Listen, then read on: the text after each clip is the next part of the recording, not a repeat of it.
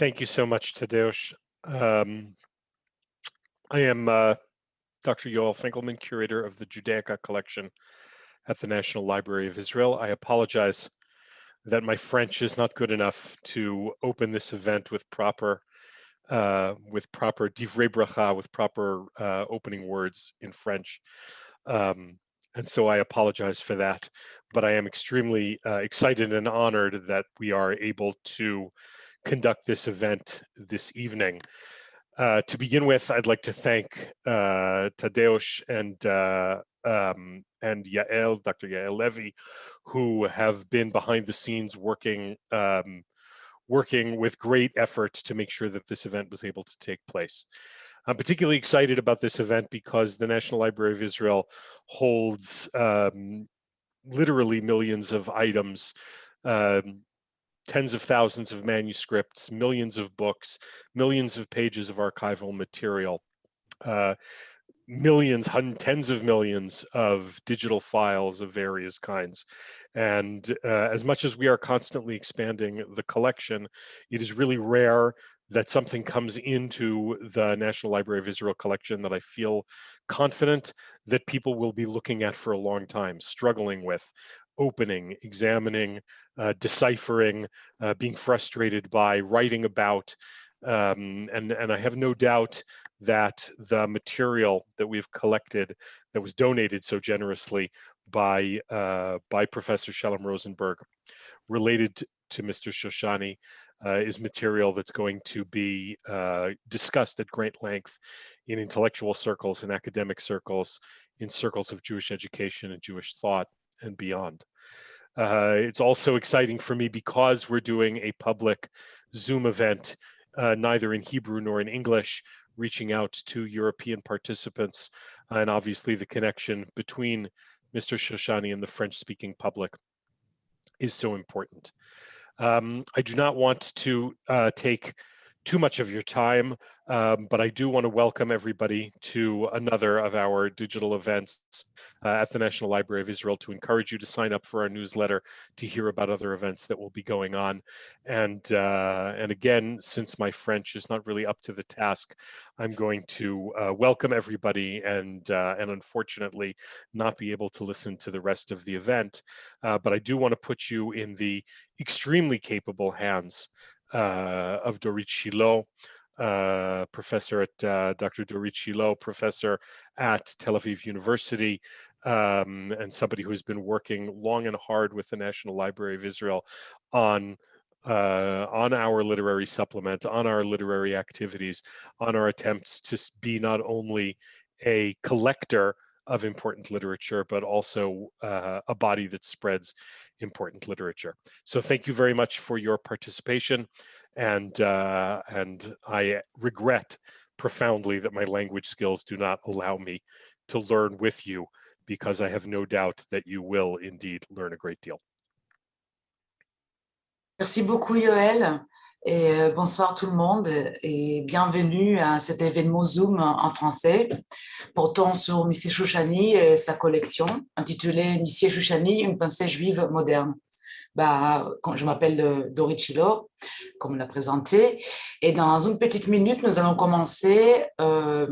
Mais avant de ce faire, je voudrais juste vous dire que si vous voulez poser des questions aux intervenants, n'hésitez pas à les écrire dans le chat et on va les transférer vers la fin de l'événement pour qu'ils puissent vous répondre. D'accord? Donc, on fait ça via le chat. Alors, notre première conférencière de ce soir est Dr. Sandrine Schwartz. L'intitulé de sa communication est Shoshani, inspirateur de l'école française de pensée juive.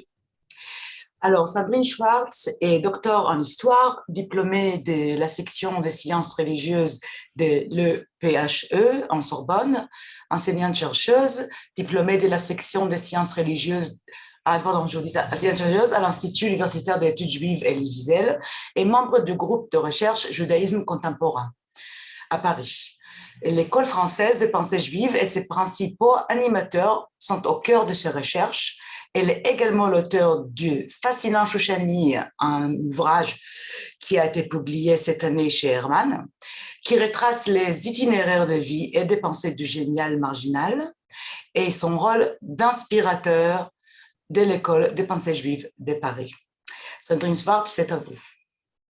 Bonsoir Dorit, merci de cette présentation et merci infiniment à la Bibliothèque nationale d'Israël d'avoir pensé à moi pour cette communication. Alors j'ai suivi les deux autres les deux autres colloques en hébreu et en anglais. Je suis absolument ravie aujourd'hui de pouvoir donner des éléments en français. Alors je vais faire un partage d'écran. J'espère que c'est OK pour tout le monde. Je vais couper ça ici. Est-ce que vous voyez bien le partage d'écran? Oui? Alors, j'avais quelques petites choses à dire avant de commencer. 20 minutes, c'est très court, mais je vais essayer d'aller à l'essentiel. Alors, comme l'a dit le docteur Yoel Finkelman, et j'en profite aussi pour remercier Yael Lévy, eh bien, aujourd'hui, il y a une actualité autour de M. Chouchani. Il y a ces cahiers qui ont été donnés à la Bibliothèque nationale d'Israël par Shalom Rosenberg. Il y a un site en ligne avec une centaine de cahiers qui permettent aujourd'hui à tout à chacun de pouvoir les consulter. Il y a en même temps des initiatives qui sont en cours, des projets de films, de documentaires, de romans, de pièces, et puis l'apparition de mon ouvrage qui rendent sans doute un peu moins abstrait ce monsieur Chouchani qui jusqu'à présent était quand même resté une légende. Alors ce que j'aimerais vous dire aujourd'hui, c'est que ma présentation va être celle d'une historienne avec tout ce que cela signifie. Et comme je vous disais tout à l'heure, j'avais assisté aux deux autres colloques et finalement, Chouchani et l'histoire de Chouchani a été peu relevée. Et c'est ce que je vais essayer de tenter de faire aujourd'hui au travers de sa participation au renouveau de la pensée juive au lendemain de la guerre. Je voudrais dire encore autre chose, c'est que ces cahiers qui ont été donnés par Shalom Rosenberg, je ne les ai découverts que très récemment, quand j'ai pu les consulter sur le site en ligne de la Bibliothèque nationale d'Israël ou quand j'ai pu les consulter sur ce site en ligne, mais qu'auparavant, j'avais moi-même consulté des cahiers de M. Chouchani à Paris et qui sont sensiblement les mêmes que ceux que l'on peut voir en Israël. Alors, vous voyez ici quelques pages qui démontrent l'étendue des sujets auxquels s'intéressait M. Chouchani, de la pensée juive, du latin, il y a du paléo hébreu, il y a des schémas d'optique, il y a des schémas de physique, il y a de l'électricité. Et ce qui m'a fait dire dans mon étude qu'il était en quelque sorte une sorte de Léonard de Vinci du XXe siècle qui s'intéressait à un grand nombre de sujets. L'histoire, c'est une science humaine. Alors ça aussi, c'est un autre des éléments que je voulais présenter avant de commencer ma communication. Et que même si les sciences humaines ne sont pas des sciences dures, l'histoire se fait à partir de documents d'archives. Qu'il s'agisse de documents écrits ou de documents oraux, eh bien pour M. Chouchani, jusqu'à un certain moment, on était bien en peine de trouver ces documents. Mais je dois insister sur le fait que l'essentiel de mon étude repose sur des archives, sur des documents qui m'ont permis de resituer l'itinéraire de vie et de pensée de M. Chouchani. Et j'aimerais vous donner un exemple par rapport à ces cahiers. Alors ce cahier, cette page que vous voyez ici, c'est un conte en français écrit de la main de M. Chouchani dans un de ses cahiers, alors qui ne sont pas à Paris, mais qui sont en Israël. Et on voit en fait qu'il reprend de tête, comme il le fait souvent, il reprend un morceau d'un conte de Charles-Émile Souvestre, qui est un auteur romantique. Et ce qui est tout à fait intéressant dans ce poème en français, c'est qu'il y a des fautes d'orthographe. Par exemple, le titre « Les marrons », il n'y a qu'un R à marron. Il y a un autre moment, si vous arrivez à lire, il met par exemple je me jetais et jetais à IT au lieu de AIS. Et puis surtout, ce qui est très intéressant pour une historienne, c'est que sous certains mots, il y a des petits ronds. Vous voyez par exemple fardeau, tentation. Et dans la marge, il y a l'explication de ce mot en yiddish. Alors, qu'est-ce que ça signifie pour moi C'est quelque chose de tout à fait intéressant. Eh bien, ça signifie pour moi que Chouchani, quand il pense en français, quand il écrit en français, il a besoin d'avoir des références en yiddish pour comprendre ce qui est écrit. Et donc, quand certains ont dit que M. Chouchani parlait une trentaine de langues sans accent, qu'il ne se trompait jamais, en fait, qu'il était une sorte de surhomme, à la manière de Nietzsche dont il parlait de Zarathustra, eh bien, ces cahiers le rendent davantage humain, de même que ces archives orales et ce rôle d'historienne, justement, qui m'ont permis de démontrer qui était Chouchani. Alors là, c'était une grande introduction que je vous fais avec, à propos des représentations de Chouchani, cette étude historique. Ici, vous avez la couverture de mon livre, et on arrive au centre du sujet dont je voulais vous parler aujourd'hui. Et bien finalement, quel est le rôle qu'a joué dans le renouveau de la pensée juive en France à la Libération, M. Chouchani, et c'est précisément d'ailleurs à cette période que la légende Chouchani est née. Alors, j'avais pensé au début intituler mon livre Chouchani et la Nouvelle-Jérusalem, parce que la Nouvelle-Jérusalem, c'est Paris au lendemain de la guerre. Il faut imaginer qu'à la Libération, Paris est un centre important de la culture juive, du monde intellectuel juif, pour un ensemble de raisons. Et la première est que, en fait, Paris est un carrefour géographique de nombreux juifs qui, sur la route des États-Unis ou sur la route de la Palestine, puisque l'État d'Israël n'est pas encore créé, eh bien, se retrouvent à Paris. Et Paris devient un foyer, un lieu important, un centre d'études, avec une sorte de déplacement de ces foyers d'études au cours du XXe siècle, puisque si c'était à Berlin au début du XXe siècle, eh bien à Paris, c'est là que dans ces années, les choses se font et se défont au niveau de la pensée. Alors, cette Nouvelle Jérusalem repose sur ce qui a été appelé l'école française de pensée juive, l'école de pensée juive de Paris plus exactement.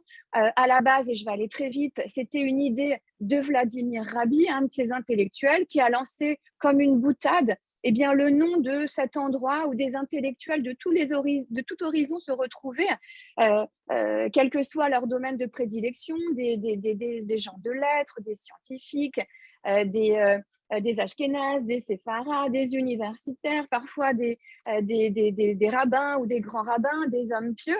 Et donc, à l'image de l'école de Paris, ce mouvement artistique du début du XXe siècle, il y a eu d'autres écoles de Paris dans l'histoire, eh bien, il a donné ce nom à cette école bien après sa création. Ce nom a été validé, légitimé par Emmanuel Lévinas, qui l'a employé dans des articles de presse à plusieurs reprises. Et donc, qu'est-ce que c'est que cette école de pensée juive de Paris, cette école française de pensée juive? Alors, je préfère ce nom-là parce qu'il y avait des représentants de cette école qui n'étaient pas seulement originaires de Paris. Je pense à André Neher ou Théo Dreyfus ou Beno Gross ou d'autres qui étaient originaires de Strasbourg. Eh bien, c'est une équation. C'est la somme de l'école Gilbert Bloch d'Orsay, donc créée à la rentrée 1946 par le créateur des EI, Robert Gamzon, dit Castor Soucieux, et ce fameux colloque des intellectuels juifs de langue française, une institution du judaïsme français depuis la première rencontre, un Shabbat plein qui a réussi le 24 mai 1957 dans une maison de Lausée, où à l'invitation du Congrès juif mondial, eh bien, la fine fleur des intellectuels juifs avait été conviée pour réfléchir à cette idée ontologique et essentielle à ce moment de savoir finalement qu'est-ce qu'être juif, et qui a eu ses heures de gloire quasiment alors jusqu'à la guerre des 6 jours. Je fais une rupture, même si le dernier colloque inachevé a eu lieu en 2014 et qui a accueilli des personnalités aussi prestigieuses que Emmanuel Lévinas, Jean Val, Vladimir Jankélévitch, Eliane Amado-Lévy-Valency, André Neher, Léon Ashkenazi du Manitou. Et pourquoi je vous parle de ça? Parce que de près ou de loin, Chouchani a joué un rôle dans cette école de Paris et dans ces deux expériences. Chouchani était en France dans les années d'après-guerre. Je vais vous dire un mot de la première fois où on le voit apparaître en France, c'est à Strasbourg. Et c'est fondamental cette apparition à Strasbourg, parce qu'à partir de là, il n'est plus Hillel Perelman, il est Chouchani. Et pourquoi Chouchani? Eh bien, c'est un clochard, quelqu'un qui dort sur le porche des synagogues, qui est bedeau, qui donne des cours au début des années 30 à Strasbourg. Et puis, quand on lui demande son nom, quelqu'un lui demande son nom et il lui dit, dans une forme d'injonction, laissez-moi tranquille, je suis Chouchni. Il le dit en yiddish, je le prononce très mal, mais c'est ce qu'on m'a répété. Je suis Chouchni, celui qui vient de Shushan, celui qui vient de Suse, la capitale de la Perse. Et au début, quand j'ai eu des témoignages de gens qui étaient les enfants ou les petits-enfants ou même quelqu'un qui était quasiment centenaire et qui a connu Chouchny dans ces années 30 à Strasbourg, eh bien, il était sous ce nom-là. Ensuite, il était Chouchana.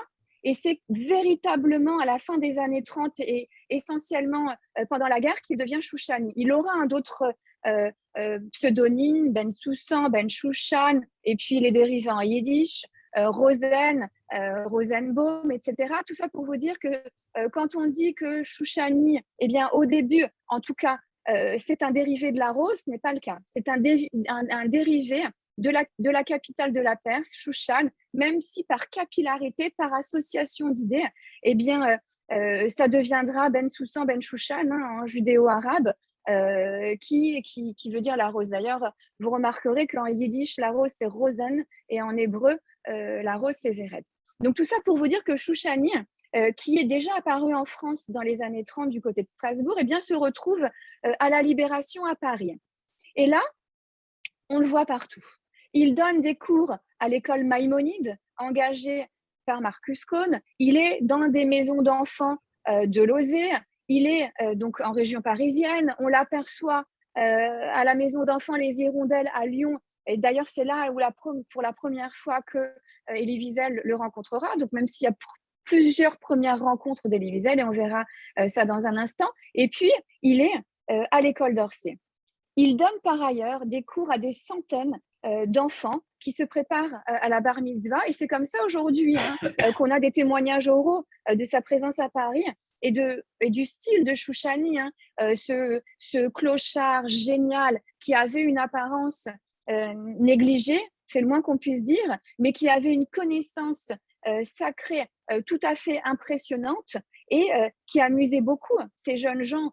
Il racontait des histoires à dormir debout parce que la légende, elle est née de son vivant. Lui-même inventait des histoires. Il disait un jour qu'il était originaire du Maroc, un jour il pouvait dire qu'il venait du Tibet, à moult détails à la pluie et qui rendait véridique tous ces récits.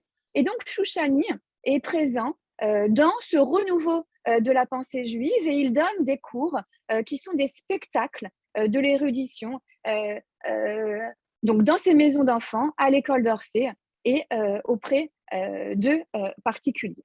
Et c'est surtout donc à l'école Gilbert Bloch d'Orsay eh bien, qu'on peut avoir des renseignements sur cette pensée. Alors pourquoi à l'école Gilbert Bloch d'Orsay vous voyez au centre de cette photo une des premières promotions, Manitou, Léon Ashkenazi, qui a été donc élève de la première promotion de l'école d'Orsay et qui très vite, dès 1949, devient directeur de cette école. La première promotion s'appelait la promotion Jacob Gordin parce que ce grand maître qui était Jacob Gordin a été ce premier professeur en matière juive et qu'il a beaucoup marqué ses étudiants et notamment Manitou qui a été transmuté par ses enseignements avec cette particularité qui a fait la signature de cette école de pensée juive de Paris, et bien de partir des sources de la tradition juive pour dialoguer avec l'universel. Qu'est-ce que ça veut dire? Ça veut dire qu'à partir d'un commentaire de texte, eh bien on pouvait convoquer à la fois un savoir sacré et un savoir profane.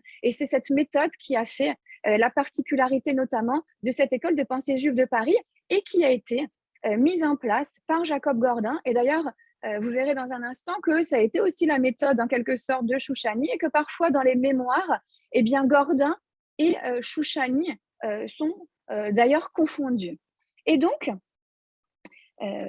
Manitou, qui veut les meilleurs enseignants possibles, eh bien, décide de recruter Monsieur Chouchani. Certains lui recommandent, d'autres le déconseillent. Le rabbin Breuer lui dira, par exemple, il est diabolique, ne le fais pas entrer à l'école. Quoi qu'il en soit, il va passer des Shabbats et des moments à l'école d'Orsay. Et puis, à la même époque, Léon Ashkenazi Manitou est en même temps vice-président de l'UEGF et il va faire en sorte que Chouchani donne des conférences. Et là, je vous montre ici un document d'archives, alors qui démontre que Chouchani n'est pas qu'une légende, qu'il a bien existé. Il y en a d'autres, heureusement.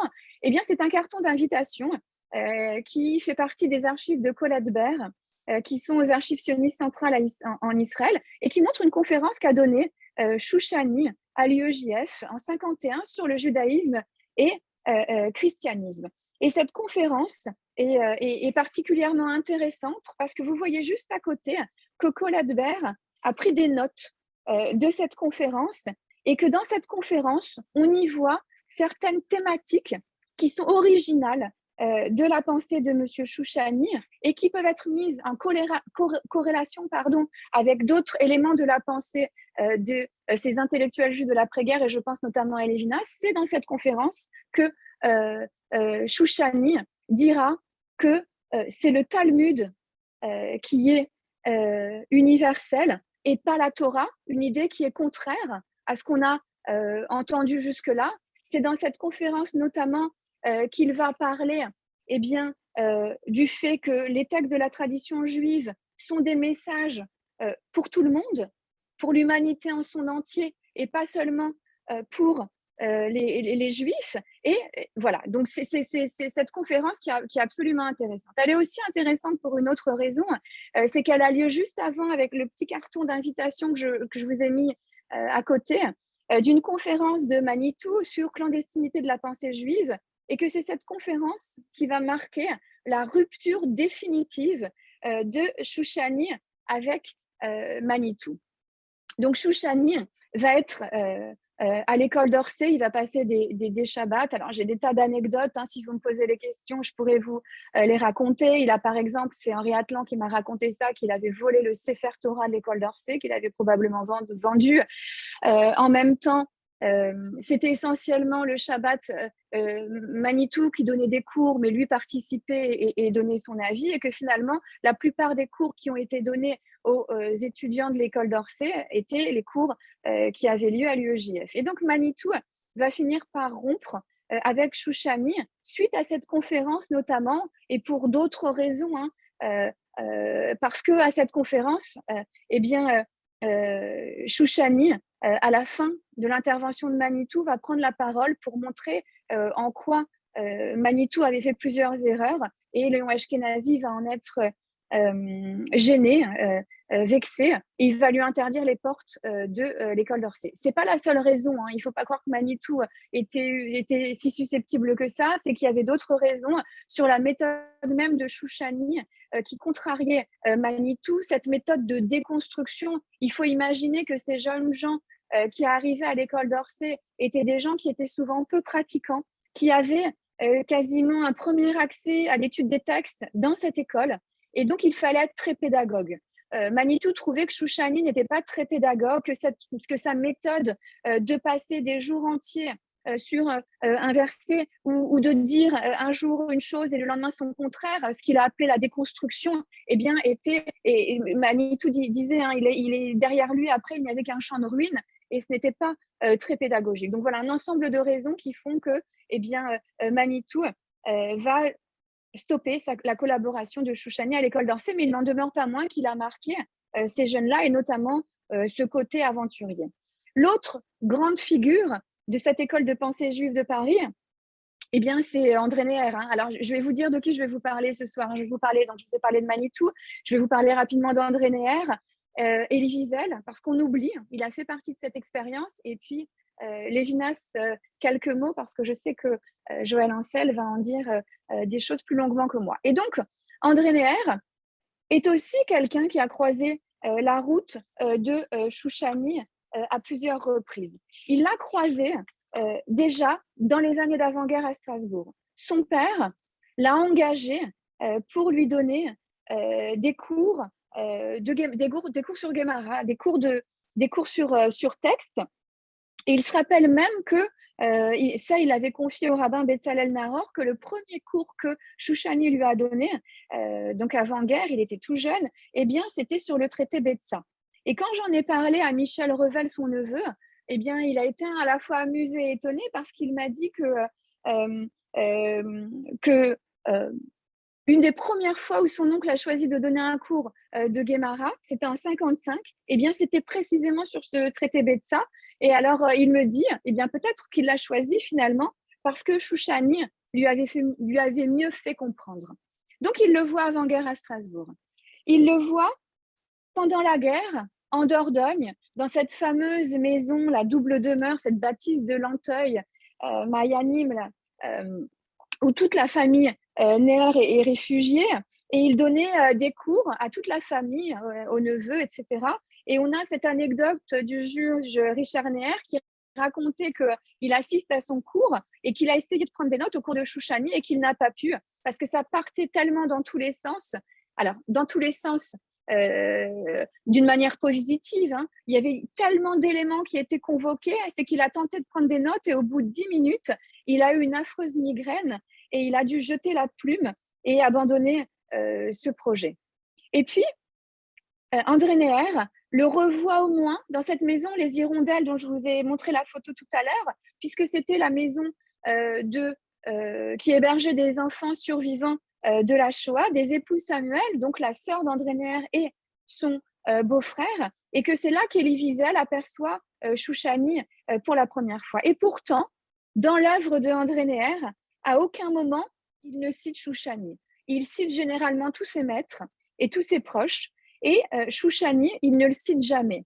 Parce que, et ça c'est quelque chose qui m'a été dit plusieurs fois, qui m'a été dit par un de ses élèves, Gabriel Attia, et qui m'a été dit aussi par la fille du docteur Nerson, Evelyne Méron-Nerson, qui habite à Jérusalem, c'est que Neher avait mis ses distances avec ce personnage pour des raisons éthiques. C'est que lui qui avait une éducation soignée, strasbourgeoise, etc., il venait d'Aubernay, mais alsacienne, eh bien, il trouvait que Chouchani avait une pédagogie défaillante et que, en fait, je pourrais vous citer des citations qu'il fallait s'attacher davantage à des personnalités plus positives que lui ne l'était. Et il va dire notamment je préfère ceux qui pratiquent la morale à ceux qui en parlent seulement. Et donc, pour toutes ces raisons, il mettrait également ses distances avec ce personnage. Je pourrais vous dire des tas de choses, mais il faut aller très, très vite. Celui par qui on connaît généralement Monsieur Chouchani, c'est par Elie Wiesel. Elie Wiesel qui en parle dans un grand nombre de ses livres, qui en parle notamment dans ses mémoires. Alors, il en parle comme Monsieur Chouchani, mais parfois, il en parle sous d'autres noms. Par exemple, dans le testament d'un poète juif assassiné, c'est David Aboulafia. Et on voit que les caractéristiques de ce personnage sont exactement celles de Monsieur Chouchani. Et alors, pourquoi je place ici Elie Wiesel? Parce qu'on oublie souvent que Elie Wiesel, qui a fait partie des enfants de Buchenwald, qui est arrivé en France dans ces années d'après-guerre, eh bien, a participé à cette renaissance de la pensée juive en participant à l'école d'Orsay où il a donné des conférences et en participant notamment au colloque des intellectuels juifs de langue française où il a prononcé des communications. Alors, je ne vais pas vous faire la biographie d'Elie Wiesel, mais vous savez que dans ces années d'après-guerre, il fait partie donc de ces enfants de Buchenwald, qu'il va suivre des cours de philosophie à la Sorbonne, qu'il a comme professeur pour l'aider dans ce français qui est une langue qu'il vient d'acquérir. Il y a François Val et qui lui donne des cours et qui lui offre un aperçu de ce qu'est la philosophie, qui l'aide dans ses études de philosophie. Et quand il n'est pas en train d'étudier avec François Val, il est avec Chouchani. Chouchani, quand on relit l'œuvre d'Elie Wiesel, il y a plusieurs versions de tout, plusieurs versions de ses premières rencontres, plusieurs versions de choses qu'il lui dit, plusieurs versions de sa mort, alors qui a pu en déranger certains. Mais ce qui est tout à fait intéressant chez Elie Wiesel, et pour résumer vraiment à l'extrême, c'est que Chouchani est pour lui celui qui le réconcilie avec les textes en faisant entrevoir chez lui un personnage de son enfance qui aurait pu être le sage, le fou, le vagabond, le juif errant. Elie Wiesel, qui a une fois, il le dira, blessé, et qui, pour lui, est dans une réalité sur laquelle il s'interroge, cette fameuse mort de Dieu, Chouchani le réconcilie avec cette enfance perdue dans les affres de la Shoah, le réconcilie avec son judaïsme, et c'est grâce à Chouchani qu'il arrive à prononcer ces communications et ces éléments dans cette école de pensée juive de Paris. Alors, j'ai presque honte de vous dire les choses aussi rapidement, mais le point sur lequel je voulais insister aussi, c'est cette archive. Cette archive, elle est ressortie, donc je l'ai découvert dans les archives de Elie Wiesel il y a simplement 2 ans, de 2 ans et demi, où dans les archives d'Elie Wiesel à Boston, il y avait tout un dossier Monsieur Chouchani. il y a dans ce dossier des correspondances avec Shalom Rosenberg, des correspondances qui sont un peu houleuses, hein, parce que, comme je vous l'ai dit, Elie Wiesel a compté le personnage de Chouchani. Il en a fait un personnage de roman. Et en fait, cette lettre démontre que Elie Wiesel savait que Chouchani était bien Hillel Perelman, qu'il n'était pas celui dont il parlait dans ses livres, parce que quand on lui demandait qui était Chouchani, il disait que c'était le professeur Rosen ou Rosenbaum, Rosenblum, hein, c'est la traduction en yiddish. Et en fait, cette lettre qui vient, vous voyez, elle est signée par des initiales, elle a été envoyée à Elie Wiesel quelques jours après la mort de Chouchani. Et donc, elle démontre, alors il est dit dedans que Chouchani, s'appelait bien Hillel Perelman, qu'il était le fils de Manès, Manès Perelman et de Feiga, qu'il a quitté sous l'influence du Maguide de Brisk, le Rav Getzil, Breslitovsk, qu'il a rejoint dans la mouvance du Rav Sonnenfeld, Jérusalem, que cette mouvance du vieux Yishuv qui était plus ou moins antisioniste ne lui plaisait pas trop, et que finalement, il a raccroché le Rav Kook. Et donc, cette archive, au moins, montre que Elie Wiesel savait que Chouchani s'appelait bien Hillel Perelman. Alors, je passe très, très vite. La présence de Chouchani, elle est indirecte dans ce fameux colloque des intellectuels juifs de langue française, hein, dont je vous ai expliqué en introduction qu'avec l'école de pensée juive, avec l'école de Gilbert Bloch d'Orsay, elle fondait l'école française de pensée juive. Et il y a ces fameuses leçons talmudiques d'Emmanuel Levinas. Ces leçons talmudiques d'Emmanuel Levinas… 2 minutes more, please. Alors, je vais aller très, très vite. Je vais très, très vite. Pour moi, c'est le premier accès à Chouchani. J'ai fait ma thèse de doctorat, je vous donne des éléments personnels sur le colloque des intellectuels juifs de langue française. Les archives sont aux archives sionistes centrales à Jérusalem et religieusement, toutes les secrétaires renéotypaient toutes les communications. Toutes les interventions, toutes les leçons talmudiques d'Emmanuel Levinas de la première, qui n'a pas eu lieu en 1957, mais en 1959 jusqu'à la dernière en 89, commençaient par un avertissement, et où Emmanuel Levinas a même dit une fois qu'il n'est qu'un talmudiste du dimanche, qu'il a un peu honte de proposer des leçons talmudiques, et qu'en regard de son maître, parfois il le cite, Monsieur Chouchani, il n'est rien. Et si Léon Ashkenazi, dont je vous ai parlé tout à l'heure, est le seul à citer, entre guillemets, des enseignements de Chouchani, que je cite dans mon livre, 14 enseignements, si Elie Wiesel a compté, a rendu encore plus romanesque ce personnage fascinant de Monsieur Chouchani, Emmanuel Levinas est le seul à avoir érigé en système de pensée les leçons qu'il avait reçues de Monsieur Chouchani. Et ça, c'est quelque chose de fondamental. Alors, je peux vous résumer que cette idée que la Torah et le Talmud contiennent toutes les sagesses du monde, que l'importance de la question est fondamentale par rapport à la réponse, et ce fameux au-delà de versets qu'a théorisé Emmanuel Levinas, cette idée de souffler sur les braises pour animer les sens cachés, les cendres ardentes des significations.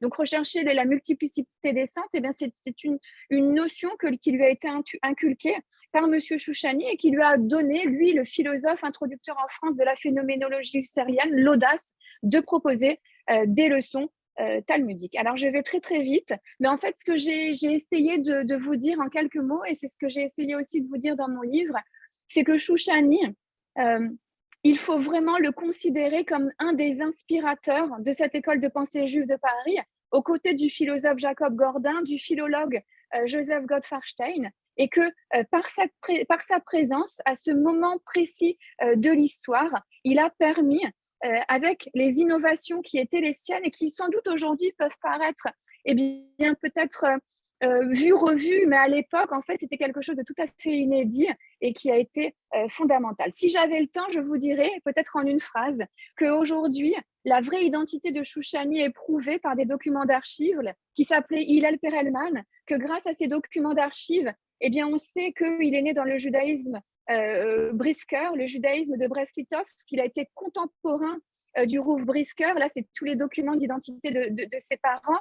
Là, c'est la trace de son neveu Meyer Mintz qui permet aussi de l'associer. Ça, c'est l'arbre généalogique que j'ai tenté de redéfinir avec toutes ces identités qui ont été les siennes et qui sont apparues finalement les fausses à partir de son passage en France, parce que quand il était à Brisk en Palestine ottomane auprès du Rav Kook, avec qui il a étudié aux États-Unis auprès du Rav Meir Bar-Ilan en Afrique du Nord ou à Berlin, il était Hillel Perelman, et c'est après où il change d'identité. Je pense que je vais m'arrêter là parce que j'aimerais vous dire beaucoup de choses, mais en tout cas, voilà, historiquement, j'ai essayé de brasser l'essentiel de ce que j'avais à vous dire.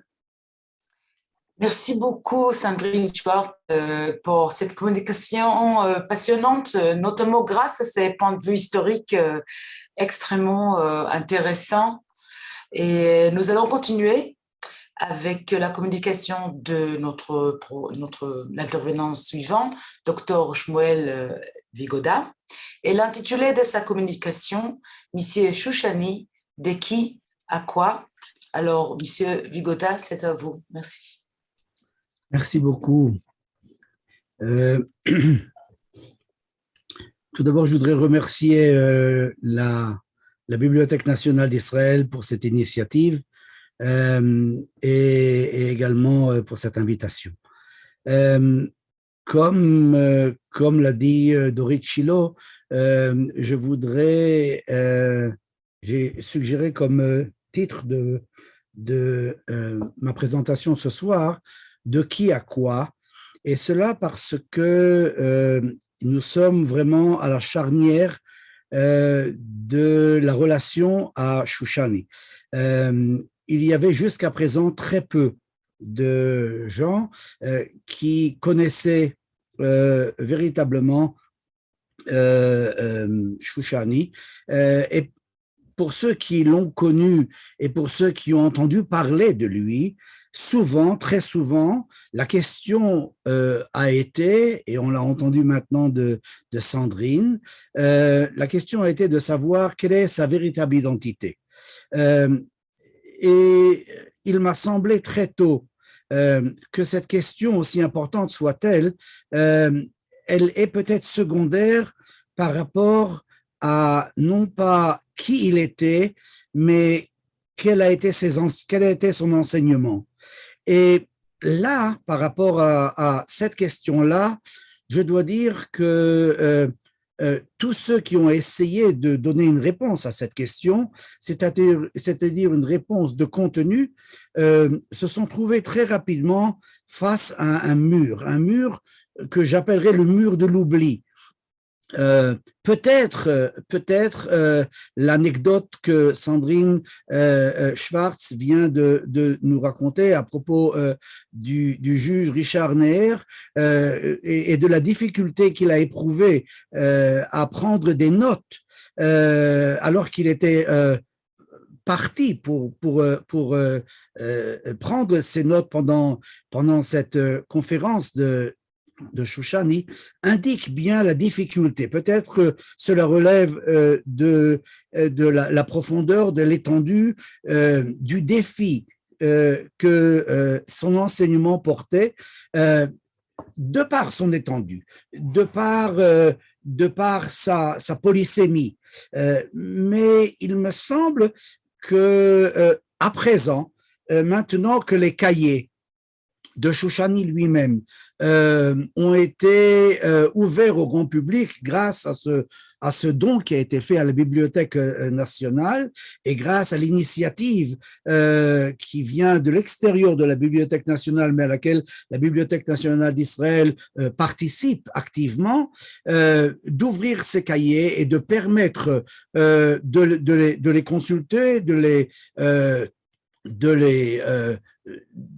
faire, je ne sais pas comment on dit en français, un downloading de quelques pages et permet vraiment de commencer à travailler là-dessus. Et ce dont on s'aperçoit, c'est que cette œuvre est une œuvre absolument gigantesque. Nous sommes vraiment au début de la découverte du contenu de cette œuvre. Et comme dit, jusqu'à présent, il y avait très peu de témoignages concernant la ce contenu-là, il y en avait un petit peu du côté de Shalom Rosenberg, mon maître, auquel je voudrais souhaiter ce soir un prompt rétablissement, Refoua Shlema, et également, évidemment, comme ça a été indiqué, chez Lévinas. Lévinas a été un des seuls qui nous a permis d'avoir un coup d'œil, je dirais, d'aller un petit peu, pour utiliser un terme lévinassien, d'aller un petit peu en quelque sorte dans la trace de Shoushani, mais sans vraiment rentrer dans le contenu. Or, c'est quelque chose qui va se faire, qui commence à se faire maintenant. Je voudrais très, très brièvement commencer par montrer une espèce de panorama de l'œuvre de Shoushani, et là je suis aidé par le travail vraiment remarquable qui a été fait par mon ami le docteur David Lang de la Bibliothèque nationale, et je voudrais montrer ce petit tableau qui nous montre de quoi il s'agit. Alors, il y a grosso modo 6 domaines. Il y a le domaine des études juives, dans lequel dans les cahiers, on va trouver des études bibliques, des études talmudiques, comme celle que je travaillerai ce soir, des études sur la halakha, la loi juive, des études sur la Kabbalah, la mystique. Il y a, je passe à la section philosophie ici parce qu'elles sont reliées à la section philosophie. Il y a des commentaires de philosophie pure, mais il y a également des exégèses bibliques et talmudiques qui sont des exégèses, des commentaires de caractère philosophique. Et là, on comprend la relation avec les travaux d'Emmanuel Levinas sur le Talmud. Il y a, dans la philosophie, il y a une grande emphase sur l'aspect éthique. Shoushani se concentre beaucoup sur des livres comme Michelet, les Proverbes, Teilim, les Psaumes. Or, on sait que c'est les œuvres qu'on appelle les Sifrei HaChochma, les œuvres de la sagesse. Et pour lui, la sagesse, elle est tout d'abord éthique. Il est possible qu'il y ait un différent avec le point de vue qui a été cité par Sandrine de André Neher, mais là je pense effectivement qu'il y a différents points de vue, et je pense que le peu que j'ai pu travailler sur les cahiers même montre une véritable une emphase vraiment sur le côté éthique, la morale, l'humilité, etc., etc. D'autres domaines, c'est les sciences. Il travaille beaucoup sur les mathématiques, la physique, l'astronomie. Ce sont des domaines dans lesquels je n'ai pas assez de connaissances pour pouvoir les évaluer, mais des amis à moi qui sont des experts dans ces domaines me disent qu'il y a là des thèmes très intéressants et qui, pour certains, sont encore aujourd'hui des défis scientifiques. Il y a des travaux sur l'histoire, la science de la vie, les sciences naturelles, des choses qu'il appelle, qu'on peut appeler des loisirs. Il s'intéresse par exemple au premier concours biblique qui a eu lieu à la fin des années 50 en Israël.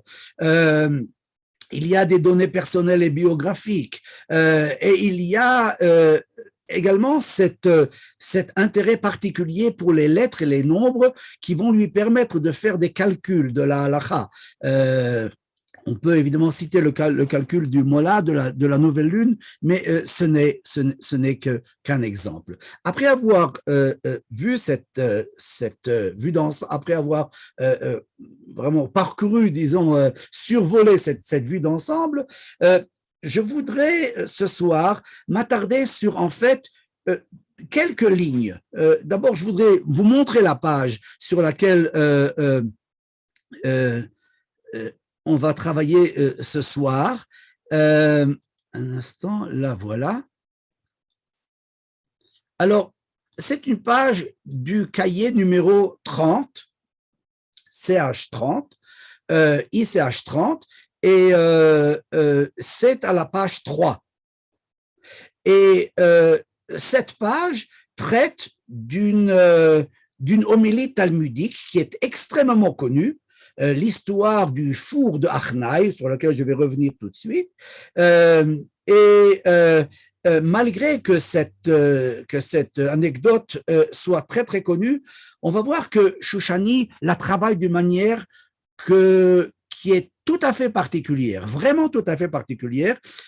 J'ai absolument pas le temps de pouvoir rentrer dans le contenu il y consacre presque 3 pages, mais on va dire que si on arrive à travailler sur une ligne, c'est déjà pas mal. On va essayer peut-être de travailler sur un petit peu plus qu'une ligne pour montrer un petit peu comment est-ce que Shoushani travaille de facto. Okay, on n'est plus sur le sur, on est dans le dans, on est sur le contenu vraiment de ce qu'il fait. Alors, pour arriver à comprendre ça, je voudrais d'abord vous montrer, un instant, je dois arrêter cela, voilà, et je voudrais passer à vous montrer le texte sur la controverse d'Achnai. Voilà, alors, un instant, je le mets là. Voilà. Alors, c'est une histoire très, très connue. Je vais la résumer par faute de temps parce que nous sommes extrêmement limités ce soir, donc je vais résumer de quoi il s'agit. À la page 59A et essentiellement 59B du traité Bava Metzia, qui est dans l'ordre de Nézékin, le Talmud nous raconte l'histoire d'une polémique, d'une controverse qu'il y a eu entre un rabbin, Rabbi Eliezer, il s'agit de Rabbi Eliezer ben Orkenos, et tous les autres rabbins, et surtout le chef de file des autres rabbins étant son collègue et ami Rabbi Yoshua, il s'agit de Rabbi Yoshua ben Hanania. Il s'agit de la controverse portée sur un problème de halakha, à savoir, est-ce qu'un four qui était structuré d'une manière particulière, en briques, je dirais, qui étaient reliées l'une avec l'autre avec du sable simplement, est-ce qu'un four comme ça est pur ou impur? Okay, c'est de ça qu'il s'agit. Et Rabbi Eliezer disait que le four était pur et tous les autres rabbins, c'est-à-dire toute la maison d'études, suggéraient que le four était impur. Et à ce moment-là, le Talmud nous dit Vezeu tanurosh al Achnai, c'est le four de Achnai. Ce nom est très bizarre. Shoushani, dans l'introduction à la page 3, va relever les endroits dans tout le Talmud où des noms similaires à Achnai vont apparaître, mais je n'ai pas le temps de rentrer du tout là-dedans ce soir. Et le Talmud nous dit pourquoi est-ce que on a appelé ce four Achnai, parce que le nom Achnai rappellerait le nom d'un serpent. Or, le serpent est capable de faire un tour avec son corps et de faire rentrer sa queue dans sa bouche. C'est-à-dire, il crée un cercle total. Or, lorsqu'il crée un cercle total, c'est un cercle comme ça par lequel tous les rabbins, tous les docteurs ont entouré Rabbi Eliezer pour essayer de le convaincre qu'il avait tort et de se rétracter. Et pourtant, ils n'y sont pas arrivés. Et à ce moment-là, le Talmud nous raconte que ce qui s'est passé, c'est que ils ont essayé toute la journée sans y arriver, et à ce moment-là, il leur dit, je passe à l'alinéa 4. À ce moment-là, il leur dit, si la loi est comme moi, im halacha kmoti, charouv ze yochiach, ce caroubier va le prouver. Il y avait là un arbre de caroubier, et le caroubier s'est déraciné, et a parcouru 100 coudées. Et d'autres suggèrent qu'il a parcouru 400 coudées. 100 coudées, ça fait 50 mètres, 400 coudées, ça fait 200 mètres. Je suppose, j'imagine que chacun de nous, en voyant quelque chose comme ça, c'est-à-dire en voyant une preuve aussi flagrante que la halakha est comme lui, puisque Dieu lui a accordé ce miracle, chacun aurait dit, c'est toi qui as raison. Et pourtant, les docteurs lui répondent, ils lui disent, et faites attention à ça, Amroulo en hébreu, hein, ici, Amroulo, pardon, un instant, voilà, Amroulo en hébreu, je le mets en jaune, ils lui disent en français au pluriel, également en jaune, ils lui disent, on n'apporte pas de preuve d'un caroubier, c'est-à-dire, le fait que le caroubier se soit déplacé n'est pas une preuve que tu as raison. Alors, il reprend, il leur dit que ce courant d'eau prouve que j'ai raison. Si la halakha est comme moi, amatamaim yochichu. Alors, le courant d'eau qui devait passer par là, il y avait un petit torrent, et le torrent remonta, c'est-à-dire d'aval en amont. En général, l'eau descend d'amont en aval, et là, l'eau est remontée d'aval en amont. Et les rabbins lui répondent, on n'apporte pas de preuve d'un courant d'eau. C'est-à-dire, ce n'est pas une preuve. Là également, c'est un pluriel. Okay? Et à ce moment-là, il reprend et il leur dit, si la halakha est comme moi, c'est-à-dire si c'est moi qui ai raison, que les murs de la maison d'études le prouvent. Et le Talmud nous raconte, les murs commencèrent à s'effondrer, c'est-à-dire ils ont commencé à s'incliner plutôt. La traduction ici, je trouve une traduction que j'ai utilisée, pas s'effondrer, je dirais plutôt à s'incliner. Hitou kotle bet midrash l'épaule. Ga'ar bahem Rabbi Yoshua, il se met en colère contre les murs et il leur dit, Amar lahem, il a dit aux murs,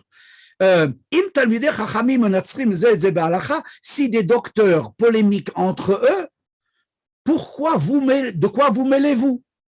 Et le Talmud nous raconte, les murs ne sont pas tombés par respect pour Rabbi Yoshua, ils ne se sont pas redressés par respect pour Rabbi Eliezer, et malheureusement la traduction française ne le mentionne pas, mais le Talmud dit en hébreu, Ve'adain matin ve'omdim, et jusqu'aujourd'hui, ces murs-là sont encore inclinés. À ce moment-là, Rabbi Eliezer va utiliser les grands moyens et il dit, si la halakha est comme moi, à ce moment-là que le ciel le prouve.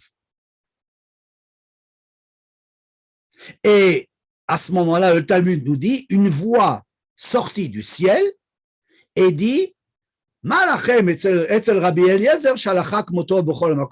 qu'avez-vous contre Rabbi Eliezer? La loi est toujours comme lui. Là, si vous voulez, c'est Dieu lui-même qui s'implique et qui dit, la halakha, elle est bien comme Rabbi Eliezer. Et pourtant, à ce moment-là, Rabbi Yoshua se dresse sur ses jambes et dit, Lo b'shamayim hi, la Torah n'est pas au ciel. C'est une citation d'un verset un verset du Deutéronome, et la Torah nous dit que la Gemara, le Talmud nous dit que Rabbi Yoshua a utilisé ce verset en disant la Torah n'est pas au ciel. C'est-à-dire, si vous voulez paraphraser avec le fameux proverbe de Jacques Prévert, notre Père qui est au ciel, restez-y. Et c'est plus ou moins ce qu'il dit. Il dit à Dieu, tu n'as pas à te mêler de ça. Alors, le Talmud est un petit peu choqué, évidemment, et la Gemara nous dit, que veut dire la Torah n'est pas au ciel? Et Rabbi Jérémie dit, depuis que la Torah a été donnée au mont Sinaï, nous ne tenons pas compte des voix célestes. Pourquoi? Parce qu'il est écrit dans la Torah qu'on va après la majorité. On tranche d'après la majorité. Or, la majorité est contre Rabbi Eliezer. Le Talmud termine. En fait, c'est pas la fin, c'est la fin de la première partie, mais on va s'arrêter là. Le Talmud nous raconte que Rabbi Nathan a rencontré le prophète Élie. Or, le prophète Élie est celui qui, selon la tradition, va de la terre au ciel et des cieux redescend à chaque fois sur terre. On le sait puisque on l'invite à chaque seder à rentrer chez nous. Et alors, lorsque Rabbi Nathan a rencontré le prophète Élie, il lui a demandé qu'a fait Dieu, qu'a fait Dieu au moment où Rabbi Yoshua a dit la Torah n'est pas au ciel. Et la réponse est, Kachaïch ve'amar, il a souri et il a dit, Nitzruni banai, mes enfants m'ont vaincu, mes enfants m'ont vaincu. Voilà. Shmuel, Alors, 2 minutes. 2 minutes. 2 minutes? Yes. Oh, give me a few more. OK, alors je dois aller très vite. Alors, on va reprendre maintenant ce que Shoushani a écrit et j'ai préparé une transcription de ce qu'il a écrit là-dessus. Alors, chaque double ligne est une ligne de ce qu'a écrit Shoushani. Il écrit de manière très, très dense. Alors, il écrit comme ça. D'abord, Yitur Lachon, Re'aya min hanes velocharu. Pourquoi est-ce que dans les 2 premiers miracles, pourquoi est-ce que la réponse des docteurs, elle est, on n'amène pas une preuve du caroubier, on n'amène pas une preuve du torrent d'eau, et pourquoi ils ne disent pas, on n'amène pas une preuve du miracle? Deuxième question qu'il pose, il dit, c'est comme si les docteurs essayaient d'induire Rabbi Eliezer en erreur pour lui faire croire que c'est le problème d'un caroubier. Peut-être ça devrait être un autre arbre. Peut-être que le caroubier a quelque chose de particulier. Troisième remarque qu'il fait, pourquoi est-ce que ils ne lui ont pas dit au moment où les murs de la maison d'études tombaient, pourquoi est-ce qu'ils n'ont pas dit on n'amène pas une preuve des murs? Et pourquoi il s'est mis en colère contre les murs? Alors, je dois résumer. Je vais essayer de dire la chose suivante. Je me base sur ce que Shoushani suggère de manière très succincte. Okay? Peut-être, ce dont il s'agit ici, un instant, je n'ai même pas mis ça sur le share screen. Alors, peut-être que ce que Shoushani suggère ici, c'est la chose suivante. Il y a une progression du caroubier au torrent d'eau, au mur de la maison d'études et à Dieu lui-même. Le caroubier représente dans la tradition talmudique l'histoire de Rabbi Hanina ben Dossa. Rabbi Hanina ben Dossa était quelqu'un qui se suffisait pour sa nourriture d'une poignée de caroubes d'un Shabbat à l'autre Shabbat. Et peut-être que ce que Rabbi Eliezer veut dire, en répondant comme ça, en amenant l'exemple du caroubier, c'est ça que Shoushani relève à juste titre, c'est pas n'importe quoi, c'est un caroubier. Et ils essayent de lui dire, peut-être tu vas amener une preuve d'un autre arbre, mais non, c'est le caroubier. Pourquoi? Parce que le caroubier symbolise se restreindre au strict minimum économique. Comme si Rabbi Eliezer voulait dire, si vous pensez que je m'oppose à ce que vous dites pour avoir un gain, pour avoir un bénéfice financier, pécunier, économique, vous vous trompez. Et les rabbins lui répondent, on n'amène pas une preuve d'un caroubier. Est-ce que tu crois que nous opposons à toi pour des raisons financières, pour des raisons économiques? Tu penses à la halakha, nous pensons à la halakha, on n'est pas d'accord avec toi. Deuxième stade, le torrent d'eau. L'eau représente la pureté. L'eau représente la manière de pouvoir se purifier. Mais pourquoi? Parce que l'eau, c'est la vie. Là où il y a eau, il peut y avoir vie. Mais la vie peut venir de deux manières. Elle peut venir de manière majestueuse, comme dans la pluie, mais elle peut venir de manière très humble, comme dans un torrent d'eau. Et là, Rabbi Eliezer leur dit, est-ce que vous pensez que je veux des honneurs? Est-ce que je veux un prestige? Je ne veux rien de ça. Ce qui m'intéresse, moi, c'est la halakha elle-même. Je ne suis pas d'accord avec vous et je suis prêt à être aussi humble qu'un torrent d'eau qui est par terre. Shmuel, désolé, mais on doit finir là parce qu'il nous reste encore une minute. Troisième stade. Il y a une personne qui doit parler après vous et on n'aura pas le temps. Donc, c'est vraiment... il faudrait qu'on... Je termine. La troisième stade, c'est la maison d'études qui n'a aucune raison d'être si on ne peut pas, étudier. Et à la fin, c'est Dieu lui-même. Et Shoushani montre bien cette progression et il la travaille de manière différente. Peut-être au moment des questions, je pourrais élaborer un petit peu plus. Je vous remercie. Merci beaucoup, Shmuel Vigota, pour cette communication. Désolée de vous avoir interrompu, mais on doit continuer pour la suite. Et passons maintenant à la communication qui va conclure cet événement de Dr Joël Ancel.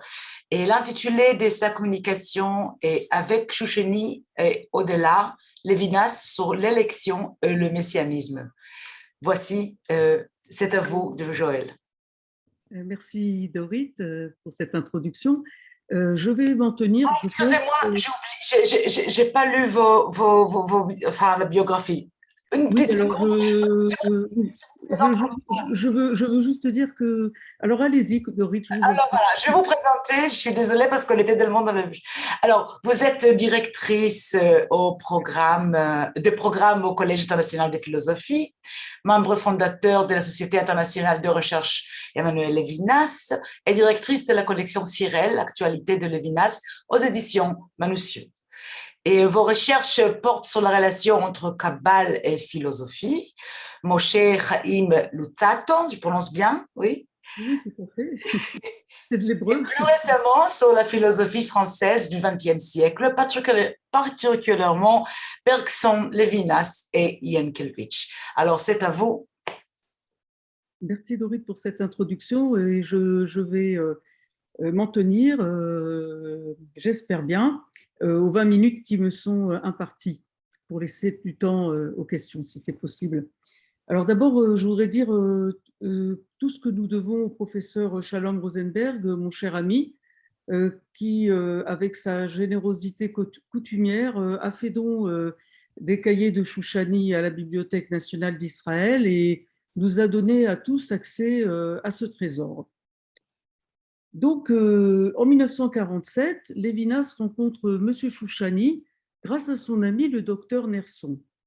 Et il entre ainsi dans l'univers du Talmud, dont les enseignements n'avaient pas fait partie jusque-là de son horizon de pensée. Élevé dans l'esprit de la Scala, le jeune Emmanuel avait appris dans son enfance à Kovno, en Lituanie, la Bible sans les commentaires talmudiques. Le Talmud n'avait pas fait partie des sources juives auxquelles il était retourné, tout en ne les ayant jamais vraiment abandonnées lorsqu'il étudiait la philosophie à Strasbourg. Et ce n'était pas non plus du Talmud, mais de Maïmonide, que s'étaient nourries juste avant la guerre ses réflexions sur le racisme, l'antisémitisme et le néopaganisme hitlérien. Et donc, c'est dire la révolution qui est survenue dans son itinéraire de pensée avec son entrée dans l'univers du Talmud en 1947 sous la houlette de Shoushani. Le judaïsme, c'est la Bible et le Talmud. Telle est la conviction qui s'ancre alors en lui. Autrement dit, sans Talmud, il n'y a pas de judaïsme. En outre, la découverte du Talmud permet l'essor de sa philosophie talmudique, et je préfère cette expression que nous devons au professeur Roger Burgrave à sa philosophie juive, ou sa pensée juive en tout cas. Et la découverte du Talmud a aussi une incidence sur sa pensée philosophique. Aux côtés de la phénoménologie et de la philosophie française, le Talmud devient une source d'inspiration pour l'éthique de l'altérité. Et en 1961, Lors de la soutenance de sa thèse de doctorat en Sorbonne, en fait, Totalité et infinie, son maître ouvrage, Lévinas cite un motif talmudique qui lui est cher. Donc, je cite, « Selon l'image d'un exégète du IIe siècle, la parole de vérité ne se révèle vraiment que quand elle frappe, comme un marteau, le rocher du réel en faisant jaillir des étincelles innombrables. » Les étincelles jaillies sous le marteau de Shoushani ont brillé dès 1947 dans 2 textes de Lévinas parus cette année-là. Un article intitulé « Être juif » et, de manière certainement plus inattendue, dans De l'existence à l'existence, son premier ouvrage philosophique de l'après-guerre.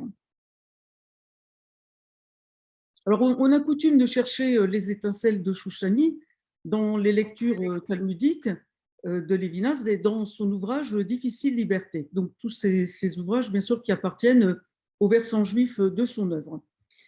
Et c'est en effet dans ces textes que Lévinas rapporte les enseignements de Shoushani, soit en le nommant explicitement, soit en lui décernant les titres de maître prestigieux, exceptionnel, éminent, authentique, et aussi intransigeant et impitoyable. Mais c'est pourtant dans Être juif qu'est apparu pour la première fois, dès 1947, l'enseignement sur l'élection d'Israël dont Lévinas a toujours dit qu'il le tenait de Shoushani. Et voici ce qu'il en dit dans Être juif. Le sens de l'élection et de la révélation comprise comme élection ne réside pas dans l'injustice d'une préférence. Il suppose la relation de père à enfant où chacun est tout pour le père sans exclure les autres de ce privilège. Comme Lévinas le dira plus tard, l'élection n'est pas un privilège ou un gage de noblesse, c'est un surcroît d'obligation. Donc, que l'on trouve les étincelles de Shoushani dans Être juif, après tout, ce n'est pas étonnant. En revanche, le fait qu'elle brille aussi dans De l'existence à l'existant, qui est un ouvrage censé être strictement philosophique, est surprenant. Et pourtant, il est question d'un thème dans De l'existant à l'existant qui apparaît bel et bien dans le traité Sanhédrin, la figure du Messie consolateur. D'abord, ce fait nous permet de savoir que ce passage de Sanhédrin est le premier ou l'un des premiers que Lévinas a étudié avec Shoushani peu après leur rencontre. Et donc ça, c'est important parce que Lévinas, même dans les récits les plus détaillés qu'il a fait de sa rencontre avec Shoushani, à ma connaissance, n'a jamais précisé quels étaient les textes talmudiques qu'il avait étudiés en premier avec lui. Et donc, une fois notre curiosité légitime, d'ailleurs satisfaite, il faut aller plus loin. L'enjeu que recouvre la présence du Messie consolateur dans De l'existence à l'existant est de taille, et cela en raison de la place stratégique de l'ouvrage dans l'itinéraire de pensée de Lévinas. Bien qu'il ne soit pas encore question dans De l'existence à l'existant des célèbres thèmes du visage d'autrui ou de ma responsabilité infinie envers lui, les premiers éléments de l'éthique lévinassienne s'y mettent en place, à savoir l'altérité absolue de l'autre personne dans les figures du féminin et de l'enfant. C'est dans ce contexte que s'inscrit dans De l'existence à l'existant la figure du Messie consolateur. Et près de 15 ans plus tard, au début des années 60, on retrouve cette figure dans les textes messianiques où Lévinas commente le traité Sanhédrin. Et c'est particulièrement important puisque ce sont en fait les premières leçons talmudiques de Lévinas qui ont d'abord été présentées dans le cadre des colloques des intellectuels juifs de langue française et ensuite qui a été publiée en 1963 dans la première édition de Difficile liberté. Donc, en mettant en regard ce que Lévinas dit du Messie consolateur dans De l'existence à l'existant et dans les textes messianiques, je vais traiter des questions suivantes. Dans quelle mesure les enseignements de Shoushani ou le Talmud lu au prisme de son commentaire ont-ils servi de source d'inspiration à l'éthique de l'altérité? Comment faire la part de ce que Lévinas doit à son maître prestigieux et de ce qui procède de sa propre lecture du Talmud? Et cela non seulement dans les textes messianiques des années 1960, mais dès 1947 dans De l'existence à l'existant. Et pour tenter de clarifier ces questions, je vais procéder en 3 temps. D'abord, en m'appuyant sur les textes messianiques, je vais exposer la discussion du traité Sanhédrin sur les noms du Messie et le commentaire qu'en donne Lévinas. et je dégagerai ensuite la manière dont il met en œuvre la méthode des situations qu'il tient de Shoushani. Enfin, je mettrai en valeur ce qui, dans son commentaire du passage de Sanhédrin, est propre à Lévinas, lecteur du Talmud et philosophe, et cela en jetant un pont entre la figure talmudique du Messie consolateur des textes messianiques et son pendant philosophique dans de l'existence à l'existant.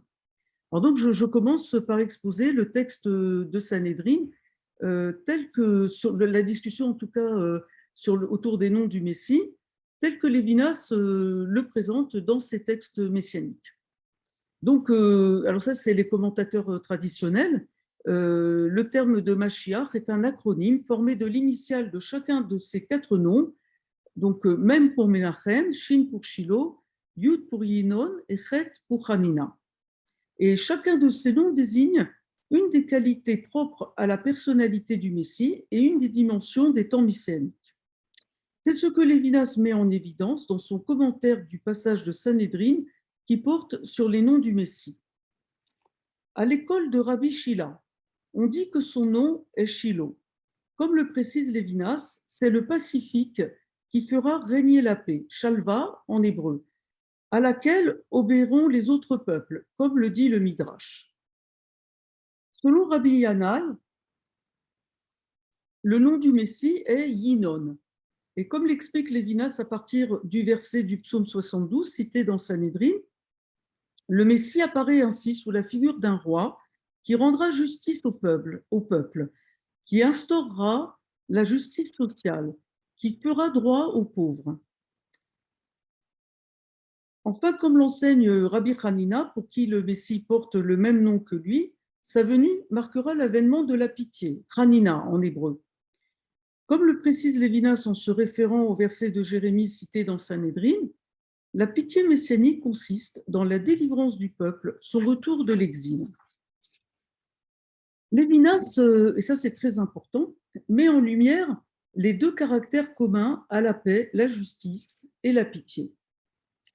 D'abord, on le voit à chaque fois, hein, donc d'abord Rabbi Shila enseigne, Rabbi Yanaï et Rabbi Hanina. Donc, les noms du Messie et leur correspondance avec la paix, la justice et la pitié ont été enseignés par un maître à ses élèves. Et en outre, la paix, la justice et la pitié ont un caractère collectif. Alors ça, c'est évidemment la question clé qu'on se pose à chaque fois. Lévinas a-t-il reçu de Shoushani ses enseignements? Dans la mesure où il ne le dit pas lui-même, on ne peut faire à ce sujet que des hypothèses. Et donc, pour savoir avec plus de certitude ce que Lévinas a appris de Shoushani, il faut aller plus loin. Et donc, je passe à la deuxième partie de mon propos. Connaître le caractère collectif de la paix, la justice et la pitié est d'une importance cruciale pour l'intelligence du sens du messianisme. Et pourtant, Lévinas considère, je cite, que la plus surprenante nouveauté de ce passage de Sanhédrin est ailleurs. Elle réside dans le fait suivant. La connaissance du sens messianique de la paix, la justice et la charité est le fruit d'un enseignement dispensé dans le cadre de la relation entre l'élève et son maître. Et c'est ici que se glissent les étincelles que le marteau de Shoushani a fait jaillir sous la forme de la méthode des situations, dont on sait que Lévinas l'a appris de lui grâce au témoignage de Georges Ancel, son gendre, auquel il l'a dit, et parce que Lévinas l'a dit lui-même dans ses écrits, et notamment dans un passage des textes messianiques où il énonce ainsi le principe de cette méthode. Les formules laconiques et les images dans lesquelles cette pensée s'exprime dans le Talmud ne peuvent livrer leur sens qu'à partir des problèmes concrets et des situations concrètes de l'existence.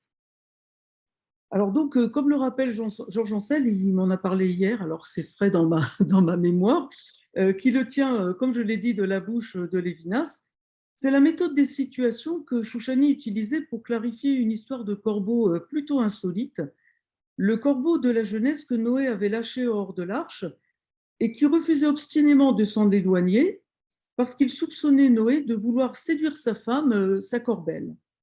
Et c'est dans cette situation concrète que se révèle le sens de cette histoire de corbeau. Le corbeau qui se méfie de Noé est le sceptique, qui, au moment où un nouveau monde va s'édifier sur les ruines de l'ancien, n'y croit pas. Le vice va y subsister. Le corbeau, c'est donc l'éternel sceptique. Alors on peut dire le réaliste, on peut dire le réactionnaire. Et voici ce que Lévinas déduit pour sa part de la page de Sanhédrin en appliquant la méthode des situations. La relation entre le maître et l'élève n'est pas purement intellectuelle. Elle ne consiste pas seulement à dispenser des connaissances et à échanger des idées.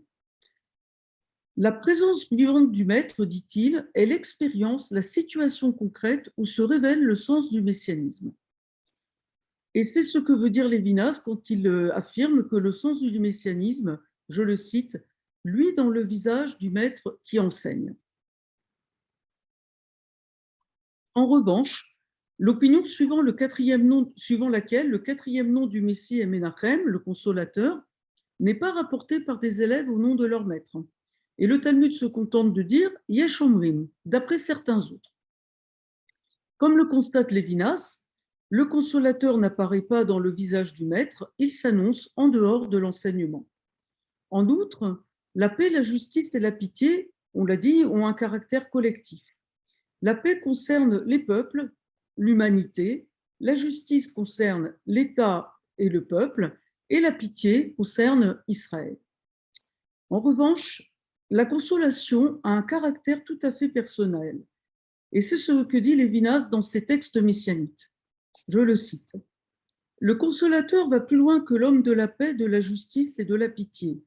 Paix, justice, pitié concernent une collectivité.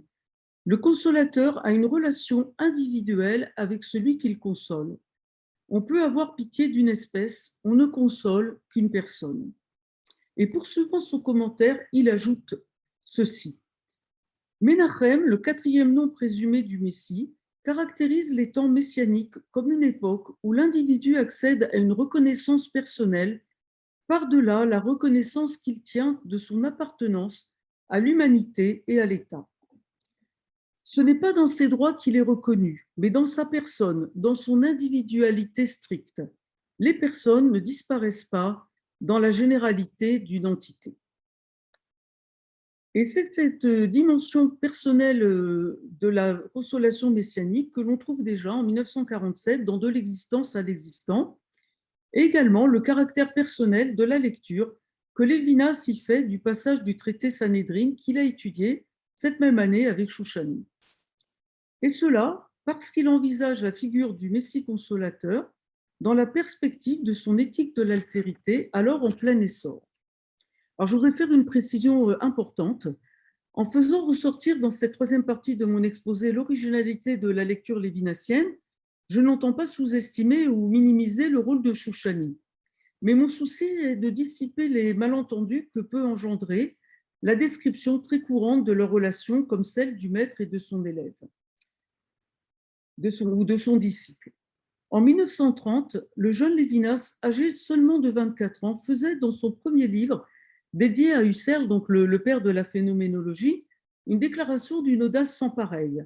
Il entendait, je cite, aborder l'œuvre de son maître en philosophie, en philosophe dont l'initiative personnelle ne saurait s'effacer. Et il en a fait de même, plus tard, avec les enseignements de Chouchani, son maître en Talmud. Donc, la consolation que le Messie prodigue dans De l'existence à l'existence s'adresse bien à la personne. Et sur ce point, il y a un profond accord entre les préoccupations de Lévinas, philosophe, et celles de Lévinas, lecteur du Talmud. La paix, la justice et la pitié peuvent se réaliser à l'échelle de la collectivité par des mesures sociales, mais il subsiste des souffrances individuelles auxquelles les règles générales ne peuvent apporter de remède. Comme Lévinas le dit dans les années 1960, à l'époque de la publication de Totalité infinie, il y a des larmes, les larmes privées des humiliés et des offensés, qu'un fonctionnaire ne saurait voir. En outre, si la paix, la justice et la pitié sont des idéaux tout à fait respectables, elles peuvent dégénérer et s'inverser en leur contraire. Comme le dit Lévinas, toute pensée généreuse est menacée par son stalinisme. Le rôle du consolateur est donc de se soucier des souffrances personnelles qu'on oublie et de les soulager. Mais si l'on trouve bien cette signification talmudique de la consolation dans le passage de l'existence à l'existence sur le Messie, Lévinas met en lumière dans son ouvrage philosophique d'autres dimensions de sens propres à la figure du consolateur. Dans De l'existence à l'existant, le Messie consolateur apparaît dans un développement où Lévinas oppose deux sortes de temps et deux formes de justice. Donc, d'abord, le temps de l'activité économique et de la vie quotidienne promeut la justice qui est fondée sur le principe de la compensation. Dans ce temps dont Lévinas dit que tous les instants se valent, dans la civilisation moderne caractérisée, dit-il, par l'alternance des efforts et des loisirs, toute souffrance se dilue dans la jouissance des fruits du travail, toute peine mérite et reçoit salaire. Comme le dit Lévinas, le dimanche ne sanctifie pas la semaine, mais la compense. La vie économique représente donc un ordre où, dit-il, le temps sèche toutes les larmes, où la peine éprouvée dans l'instant présent est compensée par l'espoir du salaire que l'on percevra dans l'instant suivant ou du salut dont on bénéficiera dans un temps à venir. Or, déclare Lévinas, comme le bonheur de l'humanité ne justifie pas le malheur de l'individu, la rétribution dans l'avenir n'épuise pas les peines du présent. À l'encontre du temps de l'activité économique, le temps de la rédemption, les temps messianiques, marque l'avènement d'une justice qui exclut toute compensation de la souffrance. Comme le dit Lévinas, la souffrance même du présent reste comme un cri dont l'écho retentira à jamais dans l'éternité des espaces.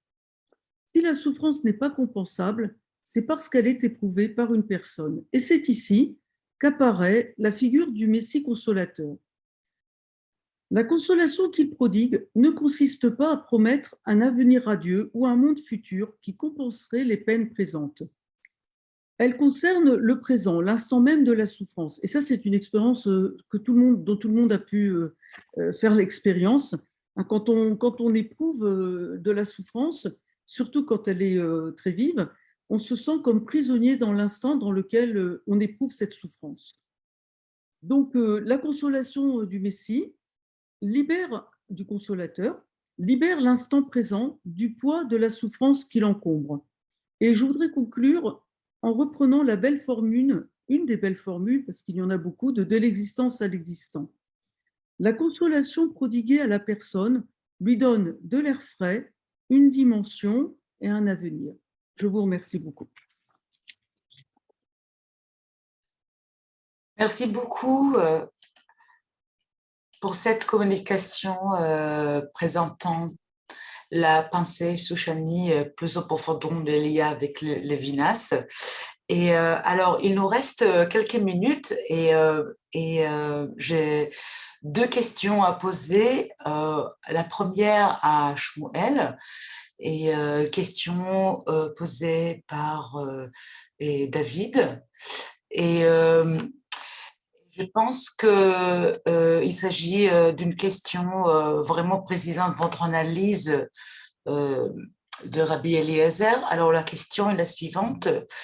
Pourquoi Dieu accomplit-il la parole de Rabbi Eliezer en faisant ces miracles si lo bashamaim hi? Voilà, ça c'est la question.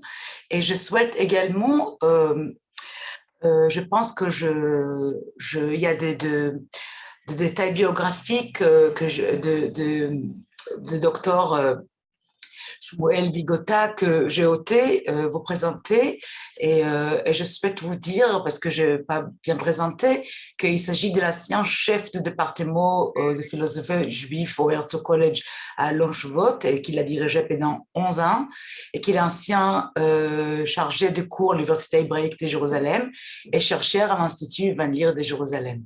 Alors voilà, Shmuel, cette question, est-ce que vous avez une réponse à notre auditeur? Merci beaucoup. Je voudrais répondre très brièvement pour permettre à la prochaine question d'être également posée.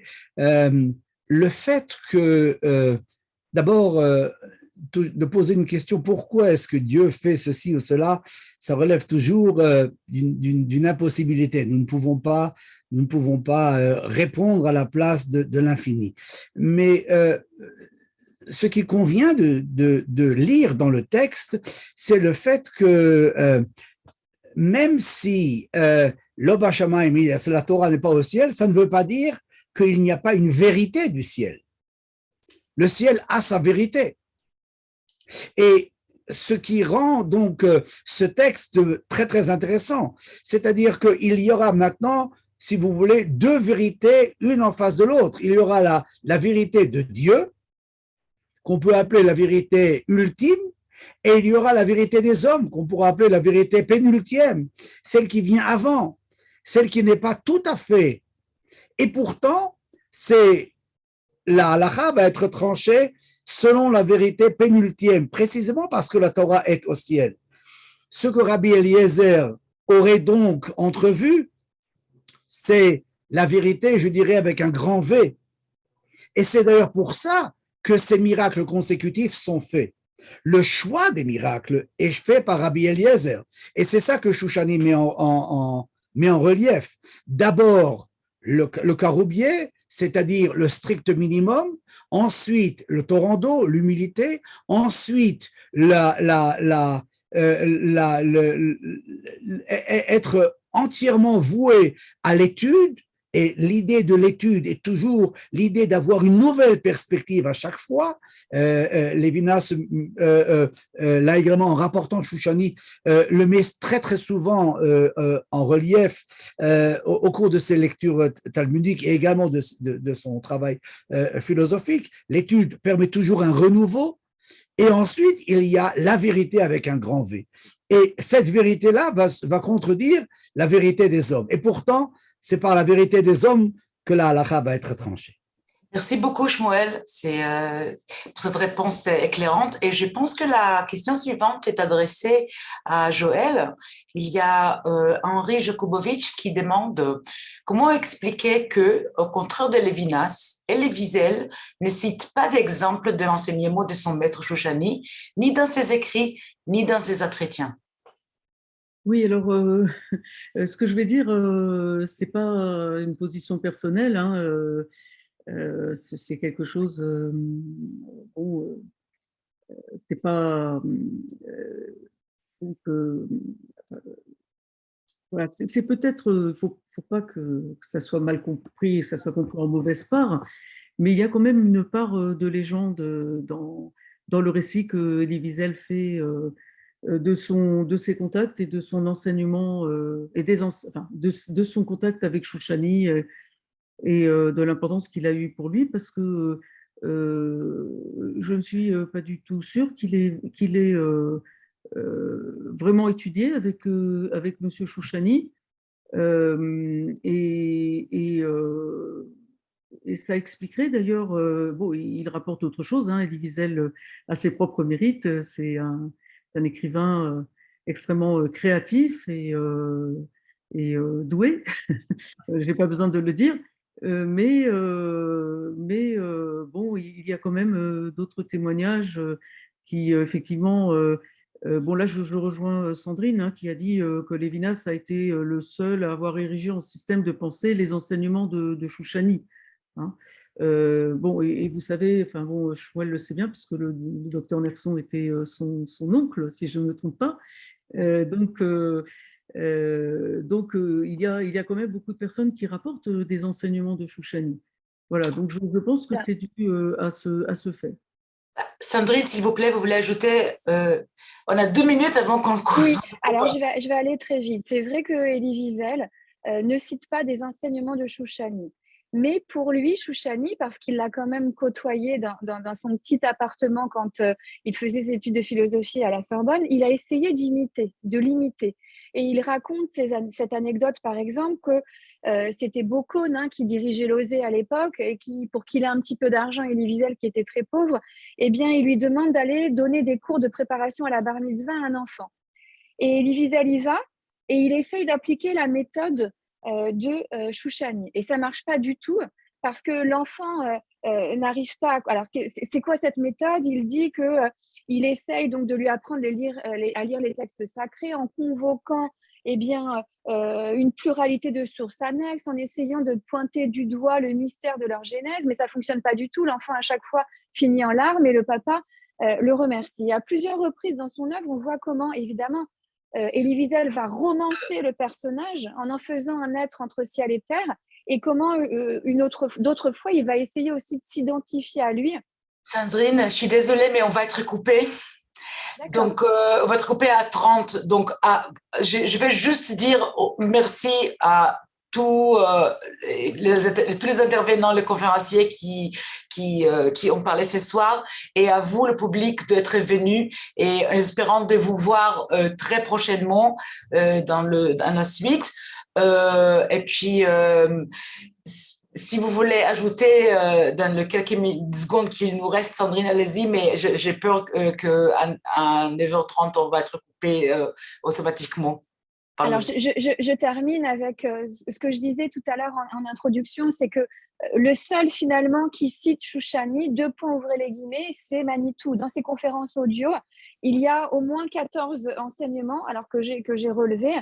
Et souvent, étonnamment, ces enseignements ne sont pas des points de départ de sa réflexion, mais sont des illustrations. Alors que quand il va parler du Rav Kook, fils, ou de Jacob Gordin, il va partir d'un enseignement de ses maîtres pour élaborer une réflexion. Alors que Shoushani, ce sont des exemples. Il y a par exemple cette métaphore de la mère qui va laisser, qu'il tient de Shoushani, donc il dit que c'est lui qui disait ça textuellement. Cette mère qui a du mal à laisser partir son enfant, elle ne sait pas si elle doit le laisser trébucher ou si elle doit lui apprendre à marcher, et qui renvoie finalement à la métaphore, la mère, c'est Dieu qui se cache. Et là, on rejoint, alors je le dis très rapidement, des concepts lévinassiens de Dieu qui se cache. Bon. Merci beaucoup, et je vous souhaite très belle soirée, et j'espère vous voir très prochainement. Et merci la Bibliothèque nationale d'avoir permis cette soirée passionnante et cette introduction à la pensée et aux écrits de M. Shoushani. Merci beaucoup et au revoir.